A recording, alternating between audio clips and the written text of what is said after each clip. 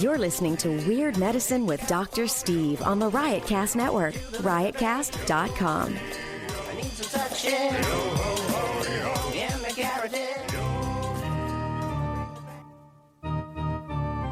Give yourself I've got diphtheria crushing my esophagus. I've got Ebola virus dripping from my nose. I've got the leprosy of the heart valve, exacerbating my incredible woes. I want to take my brain out and blast it with the wave, an ultrasonic, echographic, and a pulsating shave. I want a magic pill for all my ailments, the health equivalent of Citizen Kane.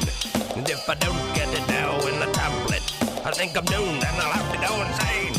I want a requiem for my disease, so I'm paging Dr. Steve. Dr. Steve. It's Weird Medicine, the first and still only uncensored medical show in the history of broadcast radio. No, I'm podcast. I'm Dr. Steve. This is a show for people who had never listened to a medical show on the radio or the internet. If you've got a question you're embarrassed to take to your regular medical provider, if you can't find an answer anywhere else, give us a call. 347-766-4323. That's 347-POOHEAD. Visit our website at drsteve.com for podcast, medical news, and stuff you can buy. Or go to our merchandise store at cafepress.com/weirdmedicine. Most importantly, we are not your medical providers. Take everything you hear with a grain of salt. Don't act on anything you hear on this show without talking over with your doctor. Nurse practitioner, physician assistant, pharmacist, chiropractor, acupuncturist, yoga master, physical therapist, clinical laboratory scientist, registered dietitian, or whatever, all right? Whatever. It's about, after 14 years, it's probably time I change that opening script. But until then, check out stuff.drsteve.com. You just have a few shopping days left till Christmas, don't you know? Or Hanukkah or Kwanzaa. What is Boxing Day? It's some Canadian thing. Does that mean you take all of the stuff you got for Christmas and put it in a box, or do you make boxes for people less fortunate than yourself? I do not know. And I have Canadian friends, and I had one of them who was Lana from Canada, who longtime listeners of this show know was trying to get health care in Canada and having a really hard time with it. I do get some Canadians that say, hey, our Canadian health system is awesome. And then I get people like her saying it's complete horse shit. So I think obviously it's context driven. If you have an emergency or if you have something non-threatening that you can wait for, it's great because it's free. But there are some people that fall in between that really are having a hard time with it. And that's, if we adopted something like that in this country, we'd have to figure out a way, if it's even possible, so that those folks like Lana from Canada, we'll have her on the show at some point, and she can talk about her tale of woe. Anyway, check out stuff.drsteve.com. You can go there. You can click straight through to Amazon if you like, or you can scroll down and find all the different products that we've talked about on this show. Some medical, some not. And if you need a stocking stuffer or something for an office, Secret Santa, tweakedaudio.com makes the best earbuds for the price and the best customer service anywhere. And if you use offer code FLUID, you get 33% off. This is not some BS, get 5% off or, $10 off a $100 order. This is 33% off anything you buy. Tweakedaudio.com, offer code FLUID. And check out Dr. Scott's website at simplyherbals.net. He's got the nasal spray back in stock, I understand, and it is quite excellent. I need some right now myself. He's been out, and my quality of life has declined because of that.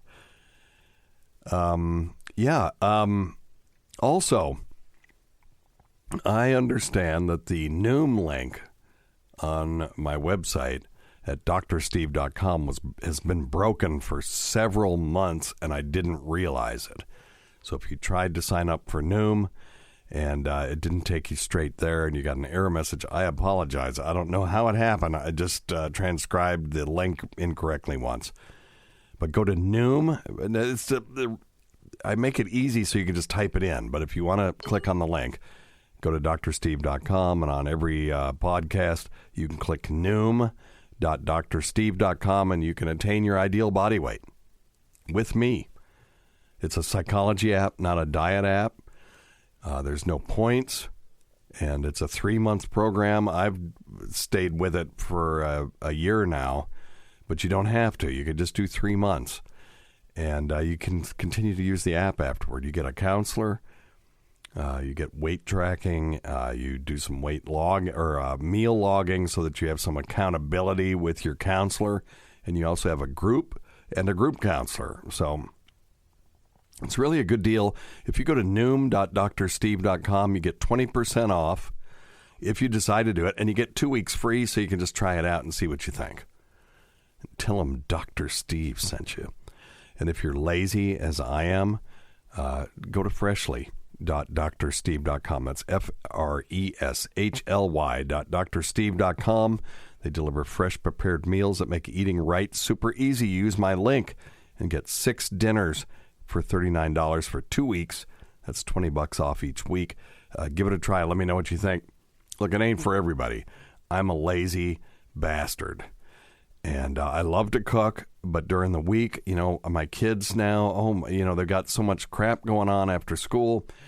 And one of the kids is in band, and the other one's taking nothing but honors classes. Even his advisor said, "What are you doing, dude?" So, there's just so much going on. So it's really easy for me to just pop these things in the microwave. And it looks like lean cuisines, except there's twice as much food in there, and it's, freshly prepared. And they're really good. Now, it is microwave food, so it's not going to look like you cooked it in a pan. But it is, I'm very pleased with freshly.drsteve.com. And last, go to premium.drsteve.com and get archives of the show for $1.99 a month. If you use the offer code FLUID, it gives you a 50% discount. And you can just download everything and then unsubscribe. Or you can go to our website at drsteve.com, and I can send you a flash drive. 32 gig flash drive with about 17 gigs of material on it. I had another thing I wanted to tell you about. I just redid my garage. Now, if you want to do a big project at home, go to SwissTracks.com. Check this stuff out. This blew me away. I was going to epoxy my garage, and then I found SwissTracks.com. There are these plastic tiles, and you just they snap together, and they make the coolest garage floor you've ever seen. Just go to it, even if you're not interested in doing it. If you decide to do it, use code Dr. Steve, and you get 25% off with flat rate shipping. And if they give you any trouble at all, let me know, because we're just getting started with them. And I'm not sure everyone over there will know, but Jordan is the person that I dealt with. And they don't really have an affiliate code, but I was so impressed. I said, if I tell my listeners about it, can you get them a deal? So Swiss Tracks, it's SwissTrax.com, code Dr. Steve. Anyway, all right. Enough of that. Thank you for indulging me with all these ads and stuff. And it does help keep this going, by the way, and really do appreciate you. Oh, by the way, malarkey. Say what you will about Joe Biden, but is it really? I mean, I guess because of Opie and Anthony and their influence on this channel, which was a huge presence back in the day, just a couple of years ago, the word malarkey was thrown around quite a bit, and I think in an ironic way. So when I see Joe Biden using it, it's like, we use that word every day. I talk about Dr. Scott's herbal malarkey on every single show, so I don't see what all the hubbub is. But anyway, all right. I don't know that I ever did this story. This is a good one, I think. Very interesting. People always talk about, male birth control. Why do women have to do it? And, no, men can participate in birth control. They can wear condoms. Of course, it does affect the sensation of having intercourse when you're wrapping a barrier between the skin of the penis and the skin of whatever you're shoving it in. But, here we go. So, there is, it had been, the researchers are male, and so, of course, they come up with female birth control. Well, here's the answer. First male birth control injection almost ready for penises.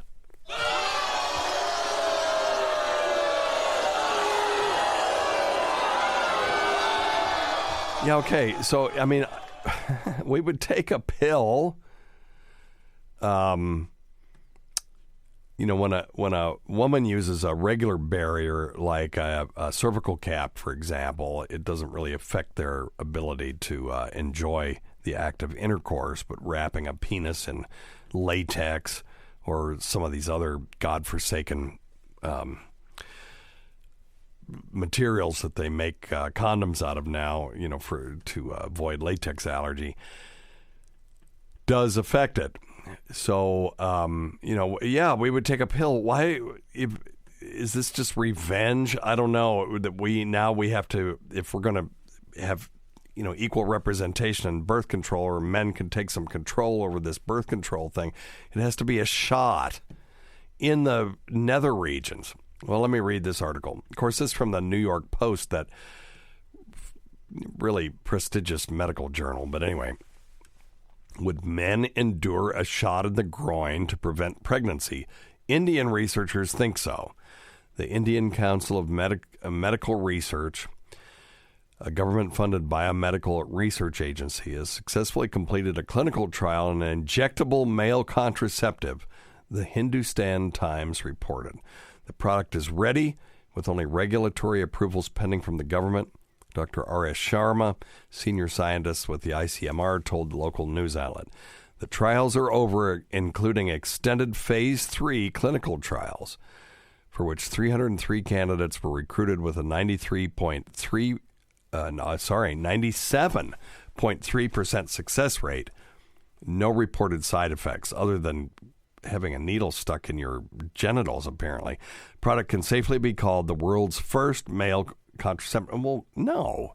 Condoms are the world's first male contraceptive, but okay, yeah. Contraceptive medication, maybe. This birth control method, which lasts approximately 13 years, involves injecting a polymer called styrene maleic anhydride into the vas deferens. Okay, so this really is a barrier method as well, right? They're injecting a plastic, basically, into the vas and just blocking it, effectively blocking sperm from leaving the testicles. There you go. I'll give myself one of these. Give yourself a bill. The shot, so it's not a medication, it's a barrier method.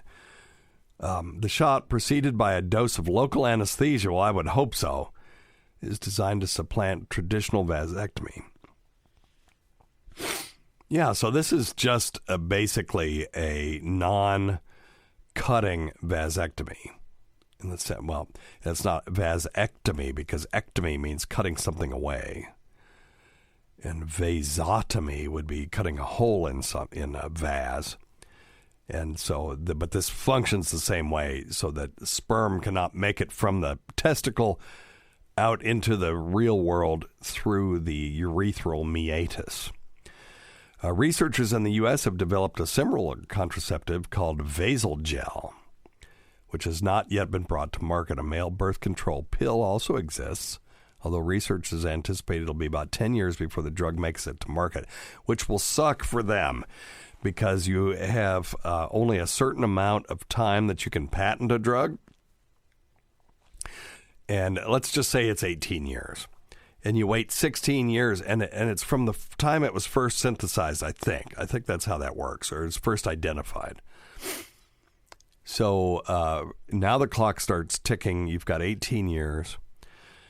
And let's say you wait 17 years to bring it to market for lots of different reasons. You have other drugs in the pipeline, whatever it is. It takes 17 years. Now you bring it out, you only got a year where it's actually on patent. So that kind of sucks. So this pill, if it's going to take another 10 years, they may not have a long patent life on it. And they may just say, F it. That's one of the problems with drug patent stuff. We want new drugs. We want new innovative techniques. And to do that, they have to put millions, if not billions, into some of these drugs. And, they need to make their money back if they're going to be a commercial enterprise. The government can do these things, but then it doesn't have that same incentive to innovate. There's an incentive to do good things, I guess, because that's what government's supposed to do for its people. But that crazy sort of drive to innovate isn't there without a profit motive. It's just human nature.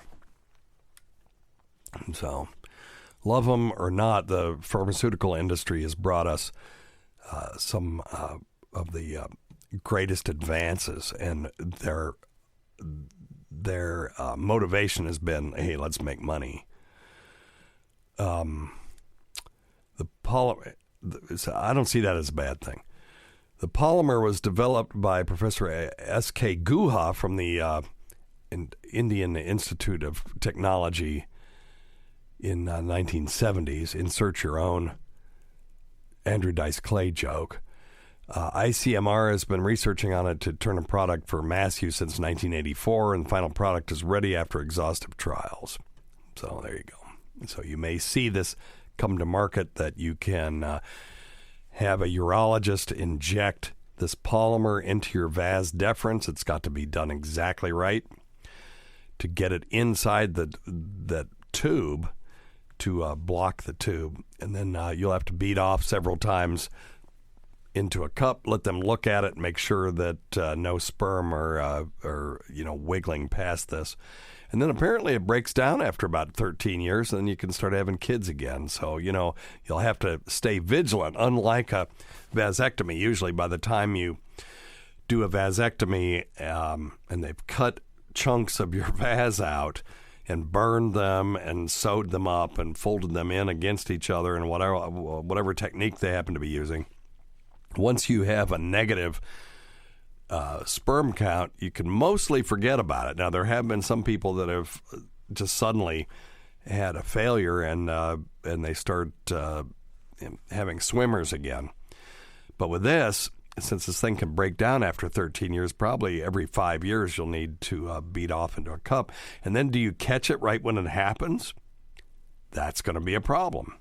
So what if you're one of these people that can break this down quickly, but there's no test to know that, and you break yours down at 11 years. You beat off in a cup at 10 years and everything was fine, but at 11, while you're waiting to do it at 15 or whatever, let's say we do it every 3 years. So we're going to do it at 10 and 13, but at 11 it's broken down.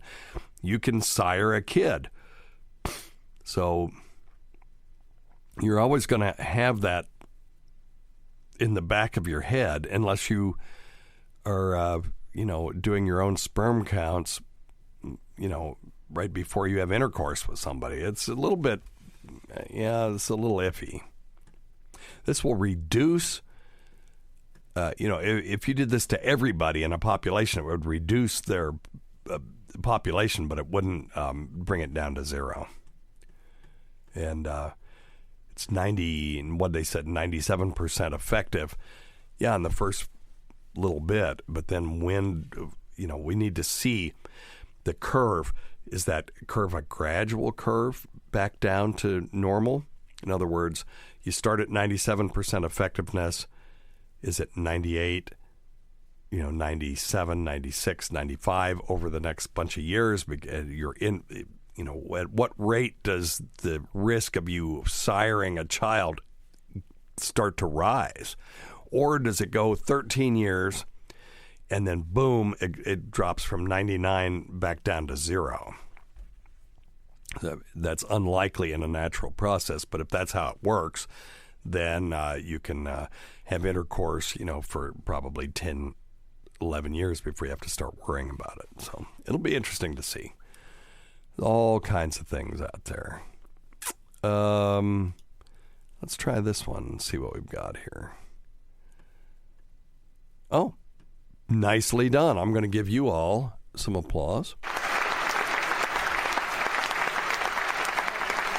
I may have done this already, too. Cigarette smoking among U.S. adults hits an all-time low. 34.2 million adults are still smoking. Many other are using tobacco products.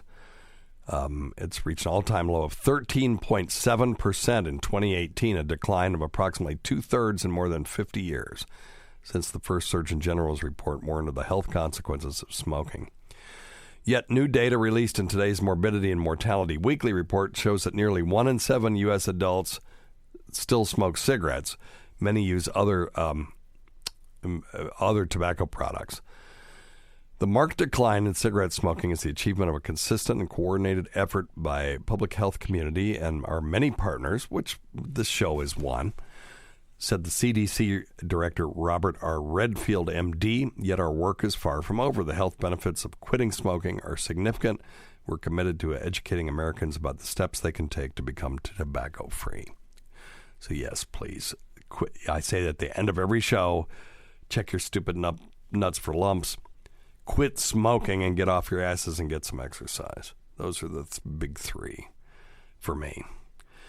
To assess recent national estimates of tobacco product use among U.S. adults 18 or older, CDC, Food and Drug Administration, and the National Cancer Institute analyzed data from 2018 National Health Interview Survey. Survey measures current cigarette smoking use for other tobacco products. So cigarettes are still the most used product. Let's see if they looked at vaping. Followed by cigars, cigarillos, filtered little cigars, and e-cigarettes, 3.2%. Okay, so it's not as much. You know, I think because we see these people walking around and emitting these giant clouds of smoke, and people are more prone to smoke or, to vape in their car, we may be, at least I was overestimating how many people are actually using electronic cigarettes. Smokeless tobacco, 2.4%. Pipes, water pipes, or hookahs, 1%. I tried smoking a pipe. I did it for a while. It's disgusting. It's saliva gets in there and just chewing on this thing. It's just gross. You have to clean it out. Ugh. Most tobacco current product users reported using combustible products. That'd be cigarettes, cigars, pipes, water pipes, or hookahs. 18% reported using 2 or more tobacco products. So those would be people who are smoking and dipping or chewing or whatever.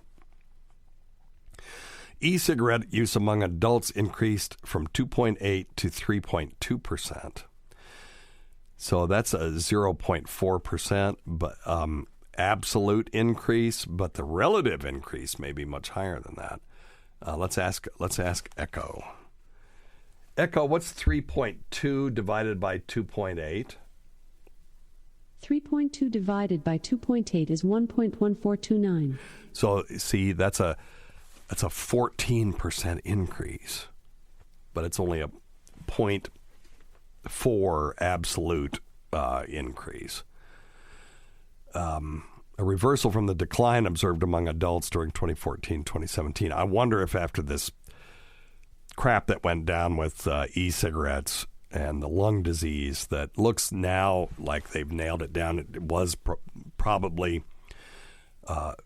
vitamin E in off-brand or, bootleg cartridges. And I got into a big Twitter thing about this. The thing is that people have been using e-cigarettes for many years, and then all of a sudden we have this outbreak of lung disease. And the question was, is this a cumulative issue showing that there's long-term problems with vaping in general, or was it an acute outbreak? An acute outbreak is something different, because if everybody's been vaping, and we haven't seen this, and then all of a sudden we see it, and it's in the news, and several people died, and a lot of other people got sick. If it's not a cumulative effect of vaping in general, then it is an acute outbreak, which means that it implies that there was a manufacturing defect. And that's indeed what we're seeing, because some of the people that got sick were young and hadn't been vaping for a long time.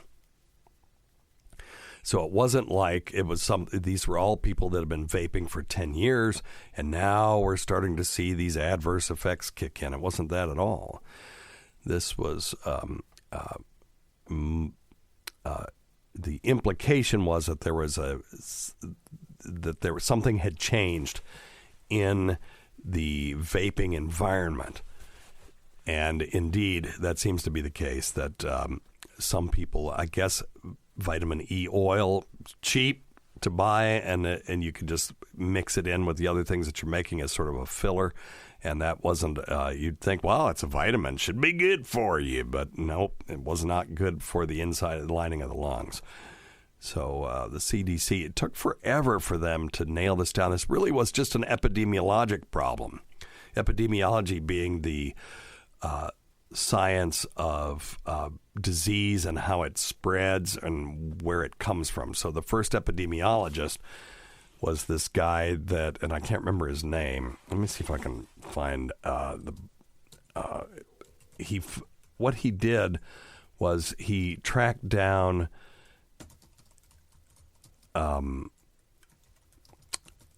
cholera to a single well in London. Let me see here. Okay, so the 1854 Broad Street cholera outbreak. A severe outbreak of cholera that occurred in 1854 near Broad Street in the Soho district of the city of Westminster, which is a delightful part of London, by the way. And it's where the St. Ermin's Hotel is.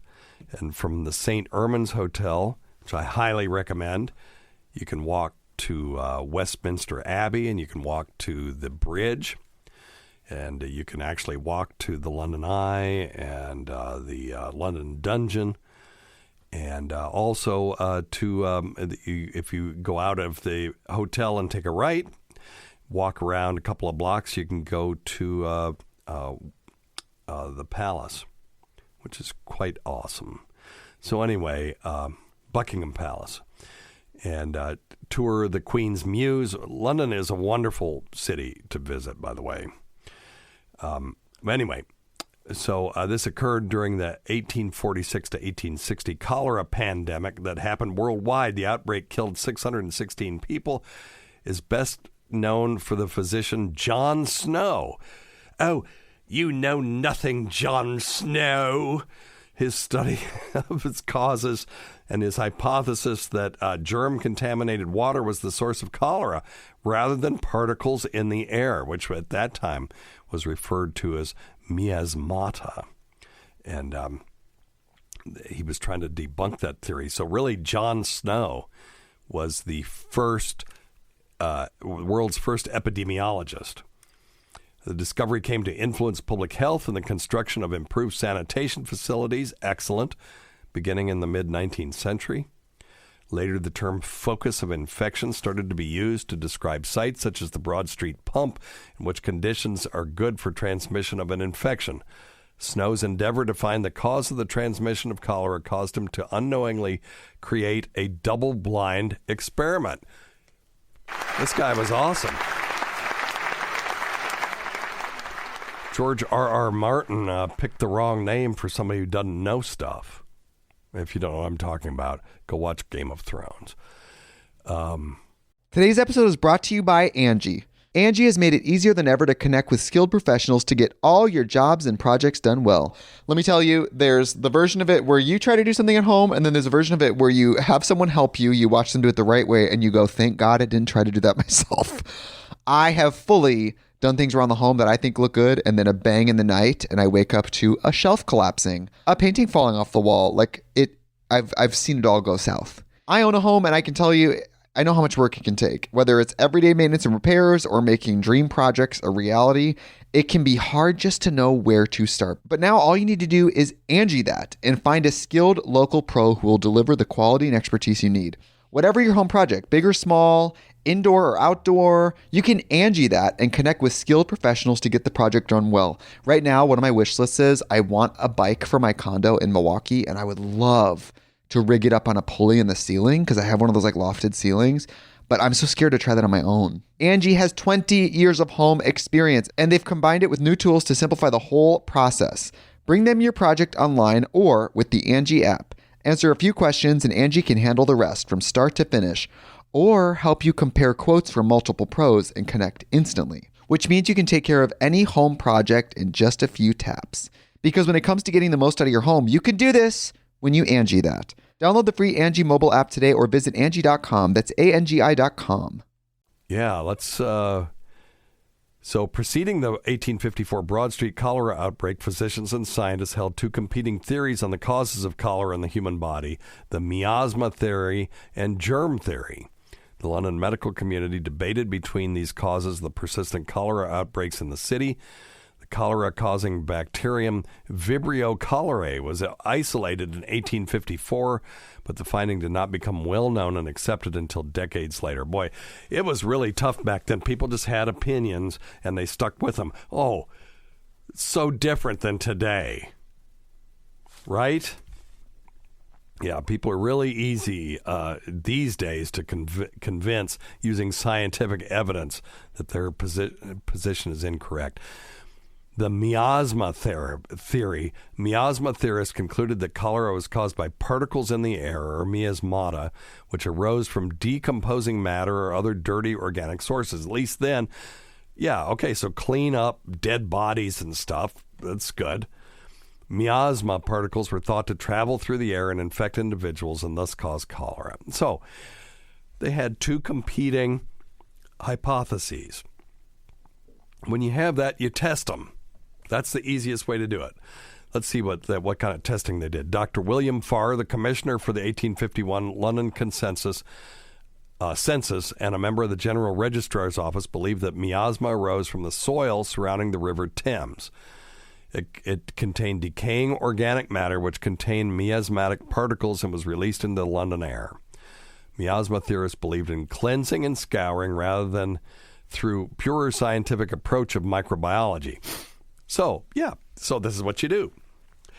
You can expose a sort of evil experiment would be to expose people to this miasma and see if they got sick, and then expose people to Vibrio cholera if you were one of those proponents and see which ones got sick. Or you can clean up your miasma and see if people get sick, but let them drink the same water, or clean up the water and see if they get better. If the number of cases decrease. This Farr dude later had to agree with Snow's germ theory following his publication. So in contrast, the germ theory held that the principal cause of cholera was a germ cell that had not yet been identified.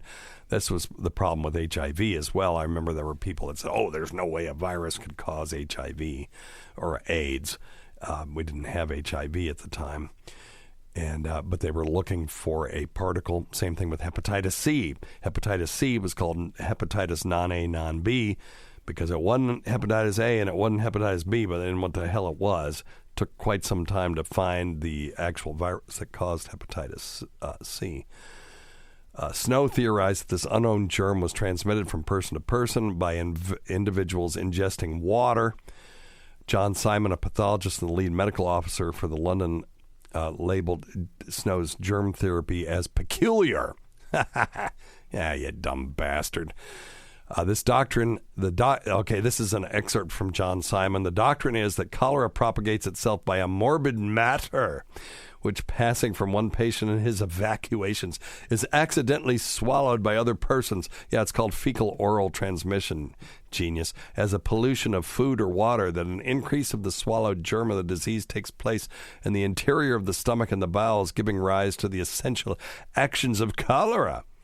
and is the first local derangement that the morbid matter of cholera, having the property of reproducing its own kind, must necessarily have some sort of structure, most likely that of a cell. Even though Simon understood Snow's theory, he questioned its relation to the cause of cholera. No, he stated it perfectly. He just didn't believe in it. So that's fine. You don't have to believe something if there isn't proof. So what John Snow did was Snow's conclusions were not predominantly based on the Broad Street outbreak. As he noted, he hesitated to come to a conclusion based on a population that predominantly fled the neighborhood and redistributed itself. He feared throwing off results of the study. So from a mathematics perspective, John Snow's innovation was focusing on death rates in districts served by 2 water companies which drew water from the River Thames, rather than basing it on data from victims of the Broad Street pump, which drew water from a well. Snow's work also led to far greater health and safety impacts. So what he did was he applied mathematics and science, and he plotted out where all these things were and found the epicenter. And what was common? Well, what was the common thing? He did an epidemiologic intervention where he asked people, where did you get your water? What did you eat? What did you do? What have you been doing? Where and tried to compile enough data to make a conclusion. Said Snow was skeptical of prevailing miasma therapy, which held that diseases such as cholera or Black Death were caused by pollution. Yeah, because they had plague too, which we now know was caused by Yersinia pestis, which is transmitted from fleas that are on rats. So if you got rat-infested area and they've got fleas that have this, and the fleas get on you and bite you, then you could get bubonic plague. We still have bubonic plague. There are plague cases in the United States every day. We just call it plague because it's the same disease that they had back then when it was actually a plague. But it doesn't cause plague now because we know what it is and we can treat it. So, but we'll still call it plague. But it does not cause a plague, meaning, this sort of overwhelming pandemic or massive epidemic. Let's see. Let me see. Anyway. All right. This goes on and on and on. But John Snow, the father of modern epidemiology. And there you go. So I can't remember why we talked about this. I found a shiny object and I followed it. Oh, yeah, we were talking about cigarettes and epidemiology of smokeless tobacco and vapes. But anyway, this sustained drop in adult smoking is encouraging as we work to reduce tobacco-related disease and death. And so what we're doing is by gradually decreasing smoking, we're giving the tobacco companies plenty of time to divest themselves of tobacco and to broaden their product base so they can stay in business, get into making crackers and other kinds of stuff like that. So, all right, good. Nicely done. Thank you all for giving up the smokes. I used to smoke 3 packs a day. If I can quit, you can quit. Just do it today. And if you don't want to quit today, talk to your healthcare provider. Chantix is an option, although crazy dreams and wackiness are so prevalent with that medication that the FAA forbids pilots from taking it. But you can do it yourself. I did it myself. I had some pharmacologic help in the form of Zyban. Was it Zyban? Yeah. Which is just basically Wellbutrin or bupropion. It's an antidepressant.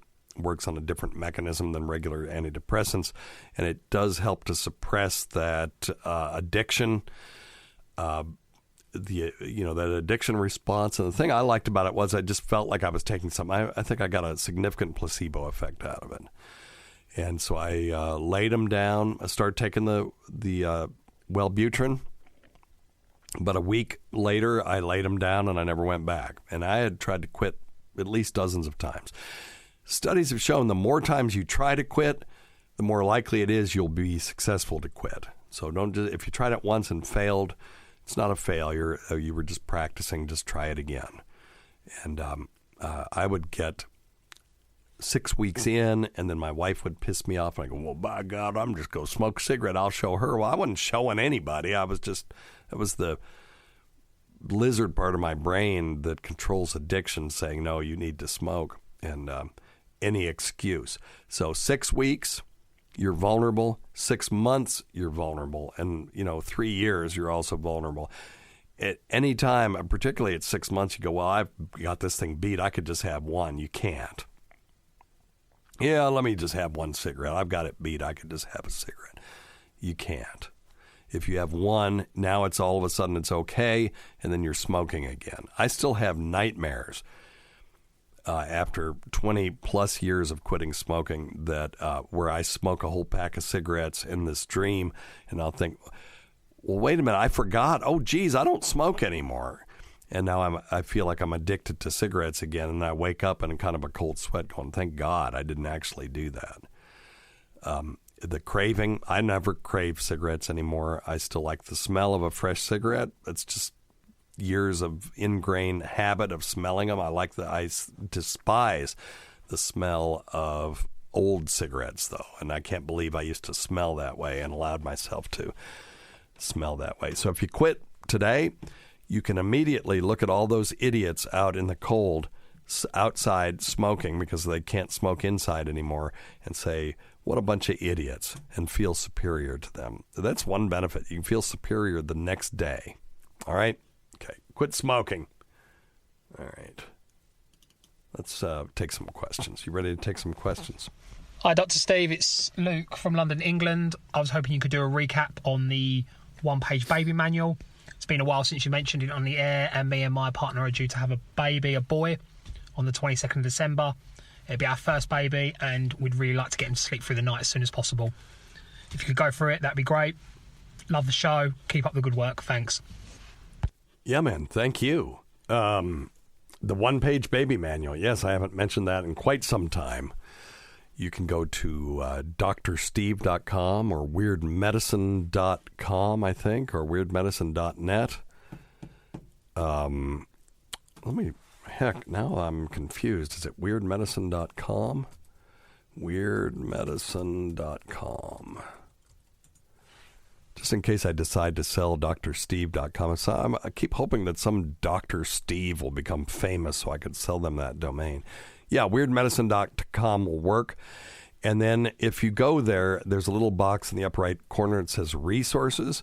And second from the bottom is the one-page baby manual. And it's grown to about a page and a half now, but it's one page on the internet. And it gives you a sample schedule starting from birth to 6 weeks, 6 weeks to 10 weeks, and then 4 months, 5 months, 6 months, and then to a year. And then it also has a synopsis of The Happiest Baby on the Block, which is a 200-page book that I distilled down to one paragraph. And this guy, Karp, had a really good idea, and that babies are born 3 months too soon, that they need an extra trimester to develop. And so when they're born, they're used to being in the womb in that warm, wonderful environment. And we need to simulate that for the first 3 months, and that will calm them down. When they get all fussy and weird, it's because they're used to being in the uterus, and they really kind of are craving that back to the womb thing. So by swaddling them and laying the body or the baby on their side and shushing in their ear to simulate the sound of blood rushing through the aorta past the uterus or the iliac arteries at least, because inside the body you don't hear lub-dub, you hear shh, shh, shh as blood rushes by. And swinging the baby on your lap, just back and forth, and letting them suck on something. In utero, they'll suck on their thumb. This is the one time a pacifier is okay. I'm cool with a pacifier for the first 3 months. After that, you got to get rid of it. But all those things will calm almost every baby down. You got to learn to swaddle that baby. So one of the greatest things you can give a new parent is a pack of swaddling blankets, because they'll run through them. And learning how to do that properly, and it kind of binds the baby's body, and they just feel much more comfortable. And that gives them that fourth trimester if you do that for the first 3 months. And then after that, just go to babyinabag.com and get sleep sacks. Those are wearable blankets. If you value sleeping at night, when your kid kicks their blanket off and they're too uncoordinated at 4 months to pull it back up, they get cold and they'll cry. That's all they really want is for you to put their blanket back on. Well, you get them a wearable blanket. And that's also a great baby gift, babyinablanket.com or babyinabag.com, a.k.a. the wearable blanket. And they've got winter versions and summer versions. We're not, and they're not an advertiser. I just, anytime somebody's having a baby, I'll give them one of those. All right. Let's see what else we got here. And congratulations on the baby, and good luck. Let us know how it goes. Hey, everybody. This is Foggy Otis. I went over 20 years without seeing a doctor or a dentist, and by the time I was 42 years old, I paid for that. Neglect and denial led me to congestive heart failure, a quadruple bypass, dying in the ICU, having a defibrillator pacemaker implanted in my chest, losing my teeth, injecting insulin 4 times a day, constant blood glucose monitoring. Side effects from my meds, the ones that keep me alive, include fatigue, hot flashes, cold chills, and stomach problems. Practically all of this was entirely preventable with routine medical care, so don't wait until it's too late. Go see a doctor now. And Dr. Steve knows all the details about my medical history, so do I? Feel free to ask. Okay. No, Foggy. That's Foggy Otis, everybody. This guy, I think this is the real dude. Check him out on YouTube. Let's see. Foggy Otis plays the Grateful Dead. Let's check this out. I probably can't play too much of this because of issues with copyright stuff. Down, way down, down, down by the docks of the city. Blind and dirty. Yeah, so he is reimagining the music of the Grateful Dead for solo ukulele. That's a heck of a niche right there. Let's see. He did Bohemian Rhapsody. I want to hear this. Let me see. Greatest pop single of all time, arranged for ukulele and voice.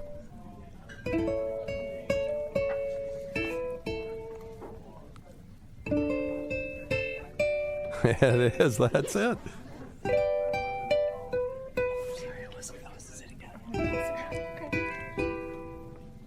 Whoever was recording this was whispering close to the microphone.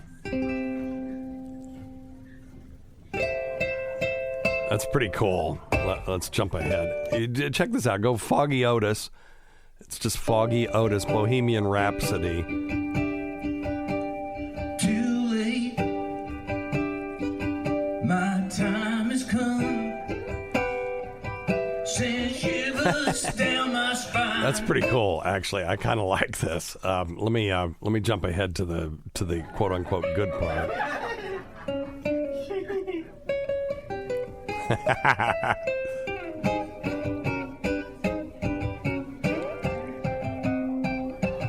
Okay. Anyway, check out Foggy Otis. Thanks for calling in, Foggy. And no, really, the thing that I like about what he said was men particularly, but I see this in women too, will bury our heads in the sand. And it's a pain in the ass to go to the doctor, sometimes literally. But you don't want to neglect warning signs, because when you do that, we all know. Look, if you've got a leak in your, an oil leak in your car, catching it early and fixing it can prevent a catastrophic failure of your automobile, right? I mean, we all know this. catching a colon polyp when you're 50 and you have your first colonoscopy, when it's just in the polyp stage, they remove it during the colonoscopy, you're done. You don't have to do anything else. If you wait until now you've got an obstructed bowel or you're bleeding and you have it and you've got a full-blown invasive cancer, now, all of a sudden it's a problem. So early detection, prevention is key to living a long and healthy life. And quitting smoking, and if you're young, checking your stupid nuts for lumps. All right, very good. I got some good feedback on the Dave Cecil thing. We're still working on that track. When we have a completed track, I will play it for both SiriusXM and podcast audience, so stay tuned for that. Dave is an incredible singer-songwriter, and if you want to check him out right now, let me see if you just do Dave Cecil Weird Medicine. Let me try that and see if it comes up. Dave Cecil Weird Medicine. Yeah, and then the first one is Dave Ray Cecil Live. Oh, and that's the episode. Okay, and then okay, what you want to do is find it on YouTube. So let's try that again. YouTube.com. Sorry, I know this is very unprofessional to do it this way, but you know what? Just go to Dr. Steve YouTube.com. And that's not helpful either. I'll put a link on drsteve.com to the YouTube video where Dave Cecil was in the studio, and you could just click on the links and listen to the songs. Okay, it's just like being in court. You never want to ask a question you don't know the answer to, and don't do a damn YouTube search on your stupid show if you don't know what you're gonna find. Anyway, all right, let's see here. Let's take a couple of other phone calls before we get out of here. Hey, Dr. Physics Steve, it's Calvin. And when we look at a flower, the white light from the sun shines down onto the flower, and then the flower absorbs all the colors except for, let's say, yellow, and then the yellow reflects back into our eyes, where our rods and cones in our human eye absorb that reflected light, and then we see the flower as yellow. Right. Is there some way that we can look at the world and see what the actual world looks like instead of just the reflected light into our eyes? Let's say even into the ultraviolet or infrared included in there, instead of just what the human eye perceives? Is there some way to see the actual colors of stuff? The actual colors of stuff. I love this question. It's a philosophical question. So what is the actual color of a red apple? The answer is there is no actual color. There are just wavelengths of light. That's all it is. Light is in the electromagnetic spectrum, just like radio waves, microwaves, ultraviolet, gamma rays. Gamma rays, not cosmic rays, but gamma rays are merely very highly energetic electromagnetic waves or particles, depending on what you're measuring at the time.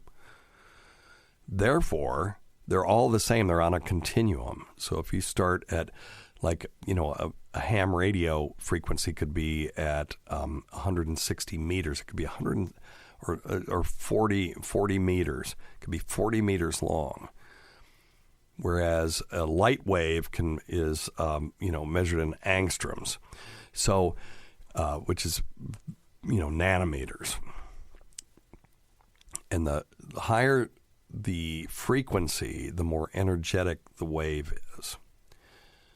So, ham radio frequency is like 2 meters, very low energy, but a gamma ray being very high frequency is, a very high energy. Microwaves are in the gigahertz range. So anyway, our eyes are just able to perceive these different wavelengths of light. And if you've ever looked at a rainbow, you can see the different wavelengths appear in our heads as different colors. So we have the ability to differentiate wavelength, and then the brain interprets those as colors. Now, you've got some people are colorblind. They can't see red or green, but the world to them is, it has these funny shades of gray, and it's hard to explain how it looks. You can look on YouTube and say, well, what does it look like to be colorblind? But even to them, it just looks normal. Dogs don't see color at all, so everything to them would be to us black and white, but that's just normal to them. That's how they perceive the universe. You could have some creatures that grow up on a planet where there's red, they have a red dwarf as a sun, and they may have larger pupils and may be able to see into infrared, and they would be able to see things reflected that we wouldn't necessarily see. How would they perceive that? Well, it might be as the color red. What I see as red, you might agree is purple. The only way that we would know that was the case would be somehow if we could switch brains for a minute, and I would see how you perceive red and how I perceive red. Probably that's not the case, but there may be some subtle differences. There certainly are people that can detect different shades of color that other people can't. Is it training, or do they just have a more finely attuned visual cortex so that they can pick out those different colors? It's like sound. Sound are just compressions of air molecules. That's all it is. That leads to that whole thing. If a tree falls in the forest and nobody's there to hear it, does it make a sound? Well, it certainly vibrates the air around it, but it's only sound if we perceive it as sound. Otherwise, it's just vibrations of molecules. And the color red is merely, let's see, the wavelength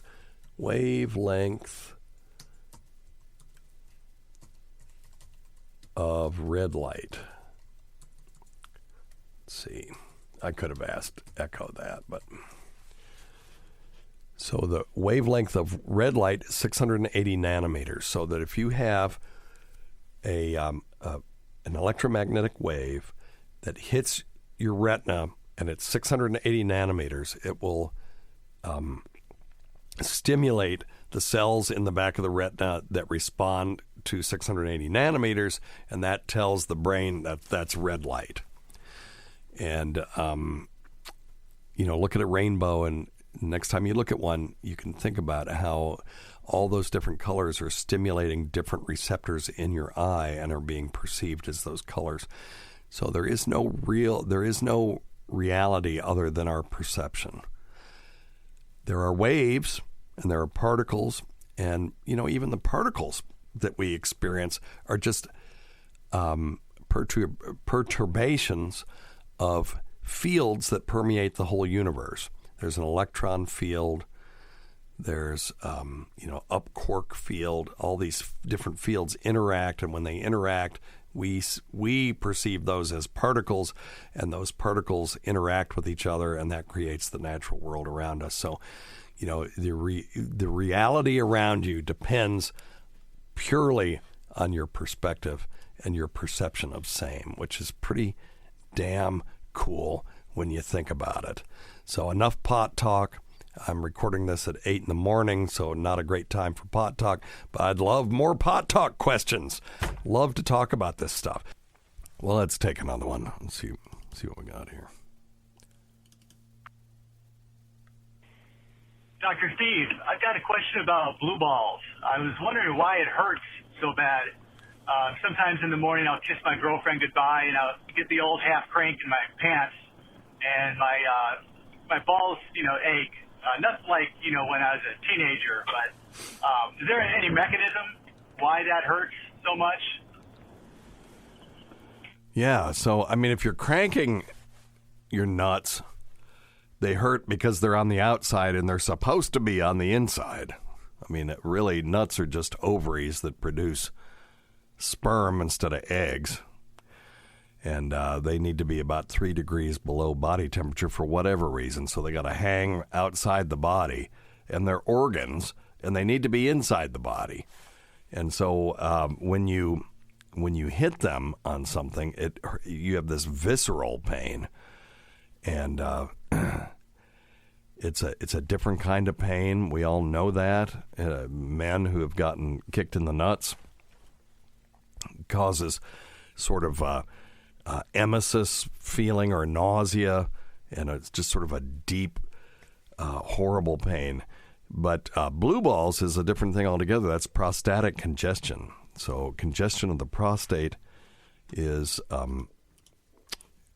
caused by often sexual stimulation, and the prostate starts getting ready to inject fluid into this sort of mixer. So you've got fluid from the prostate, which is sort of milky and clear, and then you get seminal fluid, which is not milky and clear. I meant milky and watery.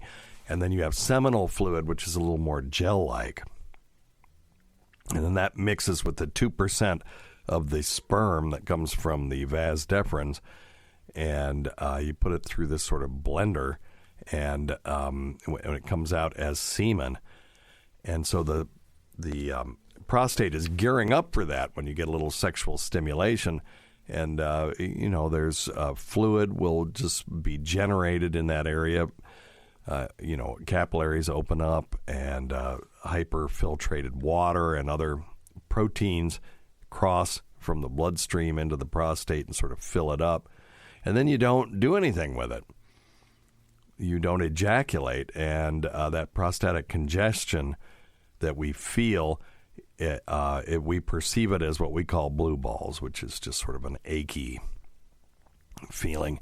And if you beat off and or otherwise ejaculate, either through prostatic massage, which is not truly an ejaculation, when a primary care or a urologist massages your prostate and fluid is ejected from the end of your penis, it's not truly an ejaculation. It's just hydrostatic forces where fluid follows the path of least resistance.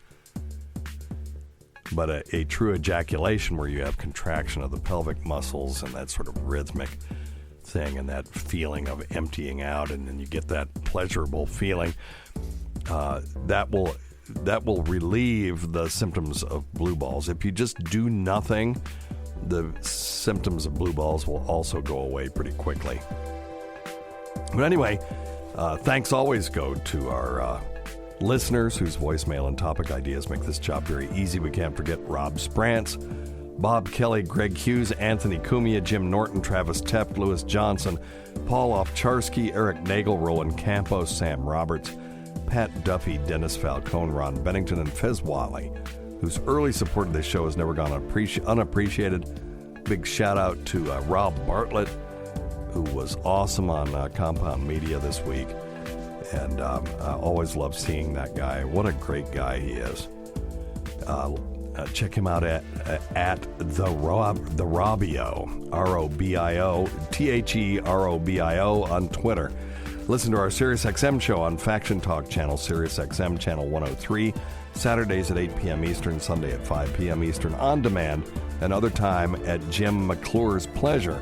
Go to our website at drsteve.com for schedules and podcasts and other crap. Until next time, check your stupid nuts for lumps, quit smoking, get off your asses, and get some exercise. We'll see you in 1 week for the next edition of Weird Medicine.